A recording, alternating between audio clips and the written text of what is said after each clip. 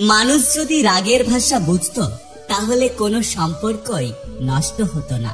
অতিরিক্ত বিশ্বাস আর আস্থা মানুষকে একসময় খুব একা করে দেয়। কিছু মানুষ কথার মাধ্যমে আঘাত করে, কিন্তু সব থেকে বড় আঘাতটা তখন লাগে যখন প্রিয় মানুষটা অবহেলা করতে শুরু করে। এই পৃথিবীতে মানুষ হয়েও মানুষ চেনা যায় না, এর থেকে দুঃখের বিষয় আর কি হতে পারে। যে তোমাকে যতটা সম্মান দেবে তুমিও তাকে ততটাই সম্মান দিও, তার অধিক বেশি দেওয়ার চেষ্টা করো না। কারণ এ যুগে মানুষগুলো সম্মানের চেয়ে বেশি স্বার্থে চলে। স্বার্থ ফুরিয়ে গেলে মানুষ সম্মান দেওয়াটাও বন্ধ করে দেয়। কেউ যদি তোমাকে অকারণে বারবার ব্যস্ততা দেখায় তাহলে বুঝে নিও সে আসলে দূরত্ব চায়। সময় খারাপ গেলে কেউ হাত ধরে না, সবাই শুধু ভুল ধরে।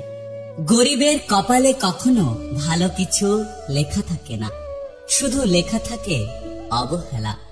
প্রতিটা মানুষ মূলত একটা অসমাপ্ত বই, কেউ কাউকে কোনোদিন পুরোপুরি পড়তে পারে না। সম্পর্ক আর বিশ্বাস দুজন পরম বন্ধু। সম্পর্ক রাখো বা না রাখো, বিশ্বাস অবশ্যই রাখো। কারণ যেখানে বিশ্বাস থাকে সেখানে সম্পর্ক নিজের থেকেই চলে আসে। মিথ্যা তখনই জিতে যায় যখন সত্য বলা মানুষগুলো চুপ করে থাকে। স্বার্থের পৃথিবীতে ভালো খারাপ বলে কিচ্ছু হয় না। তুমি যার মন রাখতে পারবে তার কাছে তুমি ভালো, আর তুমি যার মন রাখতে পারবে না তার কাছে তুমি খারাপ।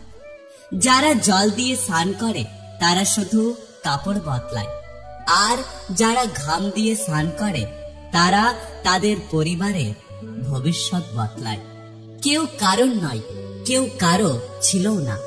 সবাই প্রয়োজনে আসে, আবার প্রয়োজন ফুরিয়ে গেলে চলে যায়। সবাই বলে ভালো থেকো, কিন্তু কেউ বলে না যে তোমার ভালো থাকার দায়িত্ব আজ থেকে আমি নিলাম। মানসিক আঘাতের কোনো চিহ্ন থাকে না বলে আমরা আমাদের যন্ত্রণাগুলো লুকিয়ে হাসতে পারি।